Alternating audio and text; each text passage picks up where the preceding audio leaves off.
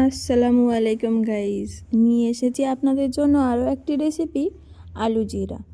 তো প্রথমেই এখানে কড়াইয়ের মধ্যে তেল গরম করে নিয়েছি আর তার মধ্যে দিয়ে দিয়েছি শুকনো লঙ্কা। শুকনো লঙ্কাটাকে একটুখানি ভেজে নিয়ে তার মধ্যে দিয়ে দিয়েছি গোটা জিরেটা দিয়ে তারপরে দিয়ে দিয়েছি এখানে টুকরো টুকরো করে কেটে রাখা আলু। এবার আলুটাকে ঢেলে দিয়ে কিছুক্ষণ নেড়ে নিয়েছি। এবার এর মধ্যে দিয়ে দিলাম লবণ আর হলুদটা দিয়েও বেশ কিছুক্ষণ ভালোভাবে নেড়ে নেব। নাড়া হয়ে গেছে, এবার এটা আমরা ঢেকে সেদ্ধ করে নেব। তো ঢাকাটা তুলে মিডিলে একবার দেখে নেব কতটা সেদ্ধ হয়েছে বা কীরকম হয়েছে সেটা দেখে নেব, আর একটুখানি নেড়ে দেবো।